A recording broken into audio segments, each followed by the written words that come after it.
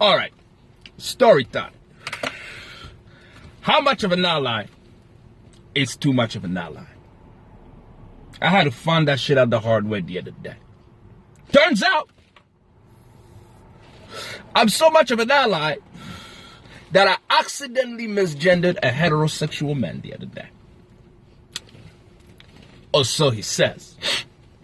Between you and I, the kid was at least half a fag. And look, don't get me wrong, okay? I love gay people. I love them. They're funny, they're neat, they make for fantastic wingmen, an overall above reproach group of people. But I hate a closeted homosexual. Oh! Can't stand them peekaboo fairies. Look, if you're gonna suck a dick, chin up. Put a little pep in your step. Bro, you're doing the Lord's work. What's with all this hide and go seek business? I don't get it. Okay, here's what happened. I'm at a quarantine party the other day. 10 people minimum. We're not Gentiles. You know, it's a couple buddies of mine, and these 2 girls, right? And their roommate. So, pop at the crib, of course, we're not animals. I sanitize my hands, sanitize the hands of the people around me, because you know Robbie Hollywood had never trusted these hoes. So, I had met the 2 girls, but I had never met their roommate before. So, they introduced me to dude, Robbie, dude. And from the moment he said hi, there was a hint of cuck on his breath. Don't look at me like that. I didn't put it there. Now, what really got my gaydar going, though, was when I asked him how long he'd been living with the girls. Right? It's like, oh, 5 years. Oh, 5 years. Not a Me Too incident or an accidental groping by the refrigerator.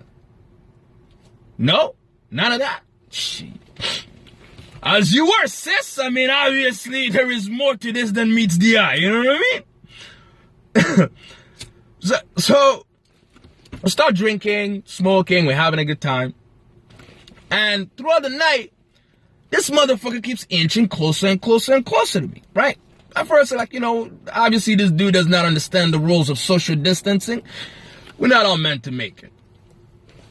So, but that shit started getting out of hand when, you know, I would say something funny and the room would laugh, and this motherfucker would just smack the middle of my thigh, like right 3 inches away from my D. Boom! I'm like, okay, look. I'm not out here saying that I'm some kind of catch and the gays are going gaga from my booty hole. No, I look like a Somali pirate with a semi-regular fitness routine. You know what I'm saying? But I also went to Catholic school. And I know when the motherfucker tries to high-five your dick 5 times in a 10-minute conversation, shit, he trying to fuck. So immediately I had to nip this shit in the bud. I'm like, okay, look, I'm gonna have to gently put him down, right? So I turned to him kindly, nicely, and I was like, listen, brother, I don't know if I sent you this message. I don't know if the vibes that I gave, maybe. I don't know if it's my fault, but look, it's not like that. You know what I'm saying? I'm uncomfortable with you trying to dab my dick. You can't dab my dick. Please stop dabbing my dick every time I say something. And that's when all hell broke loose. This motherfucker just got up like, oh my God, did you just call me gay?